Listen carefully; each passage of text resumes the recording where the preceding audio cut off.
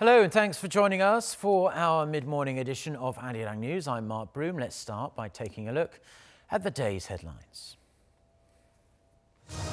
South Korea remains in the grips of an intense cold wave. The mercury plunges to below -10 degrees Celsius in some areas, well below seasonal averages for this time of year. Waiting patiently, South Korea's top office says it's in no rush to arrange a pledge visit to Seoul by North Korean leader Kim Jong-un. The hope was Kim would make the trip before the end of the year. Plus, there's a mass clean-up in France after yet another weekend of yellow vest protests against President Emmanuel Macron. So let's begin with the seriously cold weather we've had to endure over the past few days here in South Korea. The entire country woke up to sub-freezing lows, far below the seasonal average today. Seoul saw the low dip to -8 degrees Celsius overnight, and it was even colder in more remote mountainous regions. However, some good news as milder weather is forecast from this afternoon. Highs for Seoul and Busan will reach 4 and 10 degrees respectively. Temperatures for Tuesday, they are going to return to seasonal norms, and we'll even see some rain, perhaps some snow, and as well as the milder temperatures. Our weathercaster Lee Ji-hyun will have all the details towards the end of this newscast in around 25 minutes. South Korea's presidential office says there's still no word from Pyongyang about a visit to Seoul by Kim Jong-un. Still, a senior official says the presidential office is doing what it can to prepare while it waits for a proposal to come down from north of the border. Our Blue House correspondent Shin Se-min reports. South Korea, still waiting, says there's nothing to announce yet. The president's top press secretary said Sunday in a text message to poll reporters that there appear to be no signs of progress regarding a possible visit to Seoul by North Korea's Kim Jong-un. The same day, the president's spokesperson Kim said the administration has been preparing and is leaving all the possibilities open. But he said nothing has been decided and that Seoul has no intention of rushing because a visit by Kim needs to be considered in every aspect. There's been intense speculation about whether Kim will actually make his way down south this month, a trip that would be a first for a North Korean leader. And local reports have claimed that Kim could be planning a 3-day stay in Seoul and that South Korean officials are busy making hush-hush preparations. The top office, however, has flat out denied such reports while saying that it's leaving all the doors open for Kim to come before the year's end or early in the new year. A senior official at the presidential office said the Blue House proposed no specific date to Pyongyang for Kim's visit and that while it's doing all it can in terms of preparation, it cannot do anything concrete since there's no way to predict what'll happen. The official added that communications between Seoul and Pyongyang have not been cut off. According to officials from the top office, given the time needed to put together an historic event like this, the Blue House would need the North to send notice by the second weekend of this month.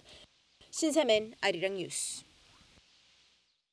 10 South Korean officials and forestry experts left Seoul this morning for a 3-day visit to North Korea for inter-Korean forestry cooperation. The group are travelling via Beijing and will arrive in Pyongyang on Tuesday. Their trip comes after officials from Seoul visited North Korea's border town of Kaesong late last month to deliver pesticides and perform pest control operations. Seoul's Unification Ministry says the group will see how the chemicals have been distributed and used and will visit tree nurseries and factories making forestry equipment. They'll also have working level discussions with their North Korean counterparts to carry out what was agreed at the forestry talks in late October. Now, with South Korea's National Assembly passing the budget over the weekend, we now know that the country will set aside more than $40 billion for defense in 2019. Despite the recent thaw in tensions with North Korea, it does, in fact, represent the biggest annual hike in defense spending in many years. Our Defense Ministry correspondent Park Ji-won with more. The South Korean government is hiking its national defense budget by 8.2% to about $42 billion next year.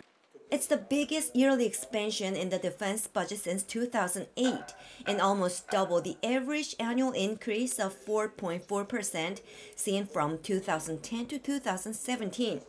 The Ministry of National Defense says it received the same amount the government requested earlier this year, but some readjustments within the budget were made by lawmakers during the deliberation process.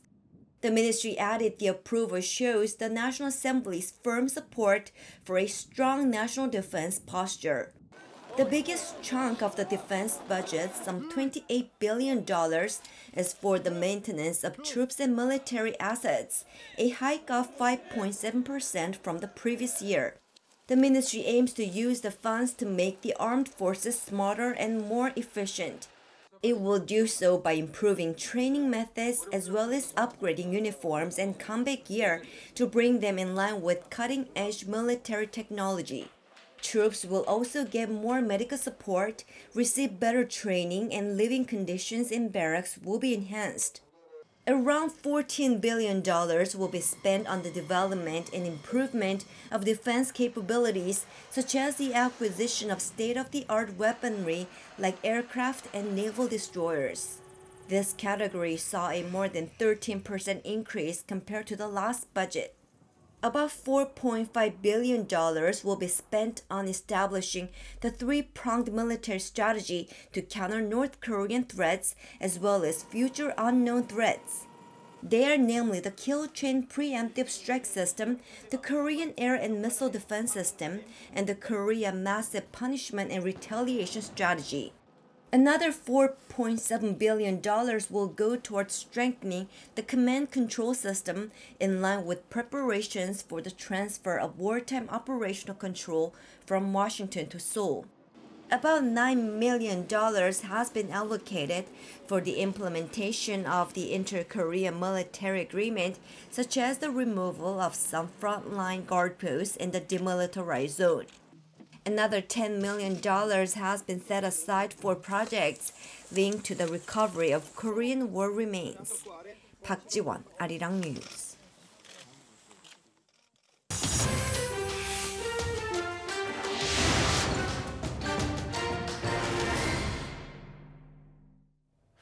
French President Emmanuel Macron is to address his country on Monday as another weekend of anti-government protests left parts of Paris pretty much in ruins. For more on this and other news from around the world, let's turn to our Noah Aram. So Aram, the pressure just keeps on mounting on the young French leader.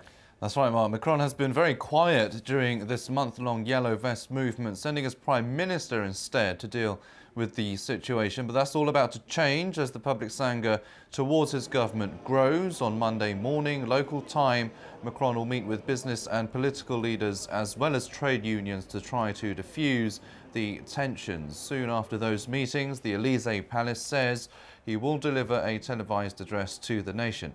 It's expected to be apologetic in nature, with announcements of further tax cuts. Now, increased fuel taxes initially sparked the Yellow Vest protests, but they have been escalating due to broader anger towards Macron's government. There have been more than 1,700 arrests amid the riots. Businesses have been destroyed or looted, and major Paris landmarks such as the Eiffel Tower have been closed to the public. Several people have died and scores more have been wounded in clashes with police. Finance Minister Bruno Le Maire said Sunday that the unrest was creating what he called a catastrophe for the French economy. The local retail sector is said to have suffered more than $1 billion in lost revenue since the start of the demonstrations. Meanwhile, France's foreign minister lashed out at Donald Trump after the U.S. president, in a series of Saturday tweets, appeared to suggest the Paris Climate Agreement was the reason for the unrest. Jean-Yves Le Drian urged Trump to stop meddling in his country's affairs. Now, there had been hope the trade truce between the US and China would usher in somewhat of a thaw in tensions between the world's two superpowers. However, these hopes already look under threat with the arrest of a top Chinese telecom executive and reports the US is getting ready to file criminal charges against a group of Chinese hackers. Jae-in reports. In what is likely to be another setback in their temporary truce, U.S. federal prosecutors are expected to file criminal charges against hackers linked to the Chinese government. The hackers allegedly engaged in a scheme to break into U.S. technology service providers in order to compromise the network of their clients. U.S. officials say the hacking campaign was one of the most audacious and damaging acts by the Chinese to date and was made to steal intellectual property. The hackers allegedly gained access to a number of American companies and government agencies that rely on service providers. The latest charges are likely to further worsen the relations between Washington and Beijing, which already took a hit following the arrest of a top executive of Chinese telecommunications giant Huawei in Canada. China summoned the U.S. ambassador on Sunday to protest the arrest of Meng Wanzhou, Huawei's chief financial officer, and demanded the U.S. drop its extradition request. A statement released by Beijing's foreign ministry said China's vice foreign minister, Le Yucheng, urged the U.S. to take immediate measures to correct wrong practices and revoke the arrest warrant against the Chinese citizen. Meng's arrest has prompted some Chinese to demand a boycott of American products, while others have expressed anxiety over their investments in the U.S. Jae-in, Arirang News. British Prime Minister Theresa May is pushing ahead with Tuesday's crucial parliamentary vote on her Brexit deal, despite growing calls for her to go back to Brussels to seek a better offer. The deal looks set to be rejected by MPs, but May warned that such a scenario would risk putting the opposition Labour Party into power, which she said would result in the UK being permanently stuck in the EU. She told the Mail on Sunday that Britain would be in uncharted waters if the deal was voted down, leading to what she called grave uncertainty for the nation. May's Brexit proposal is facing opposition from both sides of the aisle, especially from hardline Brexiteers from her own Conservative Party, who say it gives too many concessions to the bloc. President Trump has lashed out at former FBI Director James Comey, accusing him of lying to Congress. Comey testified to two House committees last week over his handling of the Russia probe and the FBI's probe into Hillary Clinton's emails. According to transcripts from Friday's closed-door meeting, Comey was advised by his lawyer to not answer certain questions about the Russia investigation. He also said the session was a waste of time as it was consumed by questions from Republicans about Clinton's emails. In a tweet on Sunday, Trump suggested Comey's testimony was dishonest and evasive.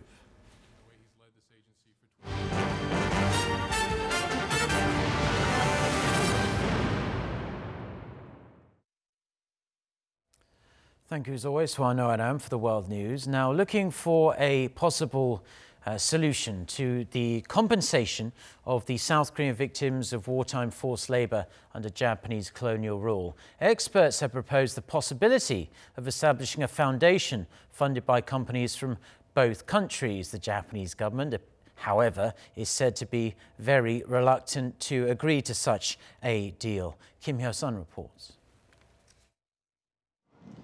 Lawyers representing South Korean victims who were conscripted as laborers during Japan's colonial rule 7 decades ago have urged the country's steelmaker Nippon Steel and Sumitomo Metal to provide compensation. If we confirm the company is not willing to agree on the terms, we'll have no choice but to seize its assets in Korea. Recent rulings by South Korea's Supreme Court in favor of the victims have rocked Seoul-Tokyo relations. The Japanese government insists the ruling placed the issue of wartime Korean laborers outside the scope of the 1965 Japan-Korea Agreement on compensation. Experts on Korea-Japan relations say a possible solution could be a foundation funded by the South Korean government, as well as corporations from the two countries. The Korean government should fund the foundation because it was compensated in accordance to the 1965 treaty. Having companies from both Seoul and Tokyo pay for it could help resolve the conflict. South Korea's POSCO, which was formed from the $500 million Tokyo paid Seoul in compensation, as well as Japan's Nippon Steel and Sumitomo Metal and Mitsubishi Heavy Industries, have been mentioned as firms that should fund the foundation. However, the Japanese government appeals reluctant, saying it could not force the companies to provide funds and it might not guarantee a permanent solution to the issue. Meanwhile, right-wing activists in Japan have once again been taking to the streets for anti-Korea protests following the Supreme Court's ruling on the issue in late October. Kim Jong-un, Arirang News. Today, December 10th, is Human Rights Day all over the world as people celebrate the 70th anniversary of the adoption of the International Declaration of Human Rights. Our Oh Soo-young sheds light on the significance of this document, especially here in South Korea, which has really seen steady progress in human rights over the years. A photo exhibition in Seoul for International Human Rights Day shows the 70-year-old history of human rights in South Korea. There were various cases of human rights abuses carried out by authorities, but we also saw the spirit of the Korean people try and overcome these cases. In the April 19th revolution, the June democracy movement, and recently the candlelight rallies that oust President Park Geun-hye. We try to show these different aspects. The International Declaration of Human Rights was adopted on December 10, 1948, by the United Nations General Assembly, calling for equal rights to life, freedom of expression and religion. Over the decades, South Korea has ratified various UN conventions that embody the spirit of the declaration. After breaking free from brutal Japanese occupation and a series of authoritarian governments, the country has seen vast improvements in civil and political rights. However, amid the ongoing Me Too movement, the rise of hate crimes around the world, and issues concerning minorities in Korea, human rights experts in Seoul discussed ways to deal with modern challenges. Nowadays, the paradigm is changing. It's from civil and political right to ESCL, economic, social, and cultural right, especially discrimination issues. Discrimination against women, against children, against LGBT people, against social minorities. Because these days, the Korean situation is critically weak in terms of social polarization, economic polarization between the have and the have-nots. International observers have called for a stronger legal framework to support universal human rights values. The groundwork is there in South Korean law also. And one example I'd like to refer to, if possible, is the recent ruling on November 1 at the Supreme Court, which acquitted a conscientious objector. A reference made by 3 judges was to emphasize that under Article 6 of the South Korean Constitution, international treaties are legally binding domestically. So taking this precedent forward, I think it's very important that we move to ensure that all human rights are protected. Looking ahead to 2030, the United Nations Sustainable Development Goals envision a world of universal respect for human rights and dignity, justice, equality and non-discrimination. Oh Soo-young, Arirang News.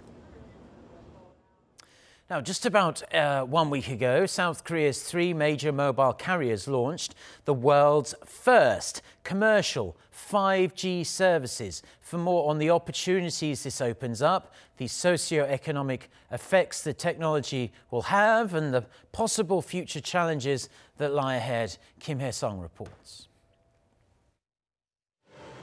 On December 1st, South Korea became the first country in the world to launch 5G mobile network for business users. 20 times faster than 4G LTE, a 5G network can transmit 20 gigabytes a second, or in other words, users can download a 90-minute-long movie in a single second. By launching standard 5G mobile network services ahead of countries like the U.S. and China, South Korea can now lead the standardization of 5G in the world. That means setting standards for 5G devices, equipment and content services. There will be new investment and technological innovation that will create new momentum for growth. Known as the key infrastructure that will enable the fourth industrial revolution, 5G technology revolutionizes connectivity across industries thanks to its speed and reliability, leading advances in areas like driverless cars, telemedicine, smart factories, and more. 5G is expected to create an economic value of nearly $43 billion by 2030 in South Korea by expanding the supply chain value system such as business equipment, 5G smartphone and apps, media content, and the Internet of Things. Globally, market researcher IHS Markit says 5G will generate over $12 trillion of global economic output and support 22 million jobs by 2035. To seize the opportunity, 3 major telecom operators in South Korea said they'll allocate a combined $18 billion as an initial investment, but it might take a while before they reap the rewards. There's a lot of hype about the fourth industrial revolution, but really the market hasn't been created yet. 5G B2B and B2C markets, like driverless cars, will need time to take hold, meaning investors might have to wait more than 10 years for a return. Investors need to look at 5G as a long-term investment, and government incentives like tax cuts or the early creation of smart cities will be helpful in driving innovation. Safety, privacy, and industry guidelines are also critical issues that businesses and government need to address. But the era of 5G services has just begun, and its development depends on how the users adopt them. And experts say the near-term direction of development will become clearer after 5G smartphones for individual consumers are launched in South Korea in March 2019. Kim Hae-sung, Arirang News. Now, the spread of green algae is a growing problem here in South Korea. The algae pollutes waterways and kills the local ecosystem. However, a way to harness it in a much more positive way has just been discovered. A team of Korean researchers say they've figured out a way to use algae to generate energy, electricity. Jo Sung-min reports. Local scientists at Yonsei University have come up with a way to use green algae to generate electricity. The team developed the method by looking at the way plants use photosynthesis. Plants produce energy by absorbing and converting sunlight. During photosynthesis, a small amount of electrons are scattered by water inside the plants. Because it uses solar energy, photosynthesis is highly efficient. Using that model, we can develop a technology to convert solar power into electricity. Extracting the electricity out of water is the key. And that is exactly why green algae, which lives in water, is a perfect fit. The algae are put on a special film plate made to absorb the plant's energy, and nanoneedles are used to extract electricity from them.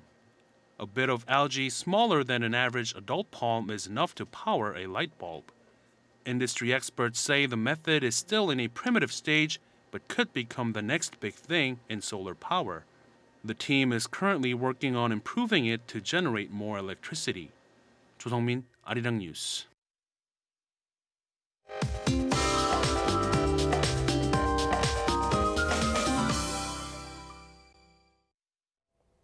Good morning. We had another very cold morning with lows in Seoul dropping down to nearly -10 degrees Celsius this morning. But we could say that the coldest time has passed for this cold snap. I mean, despite temperatures hovering way below the seasonal average, at least daily highs in Seoul will rebound to above zero. And we can feel that the air is getting drier each day. A dry weather advisory is in place for many parts of the country, including here in the capital. So make sure to drink plenty of water. There will be mostly sunny skies all day in most regions, along with decent air quality. So getting up to 4 degrees Celsius. Busan will top out at 10 degrees this afternoon. Readings for this week should be a lot more bearable than last week, but do expect either snow or rain depending on the region on Tuesday, while Seoul will have 1 to 4 centimeters of snow, possibly tomorrow afternoon. That's Korea for you, and here's the international weather for viewers around the world.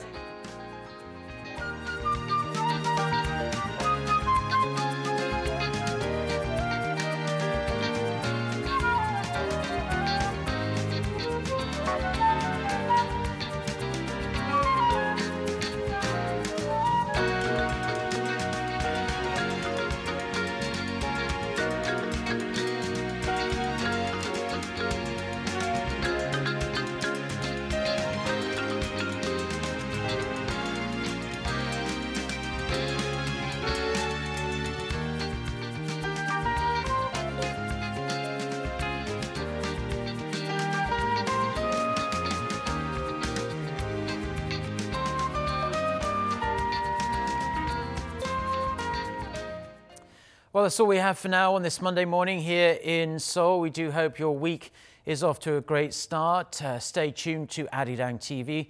We'll have our next newscast coming up at noon Korea time with our very own Lee Ji-yoon. So until then, goodbye.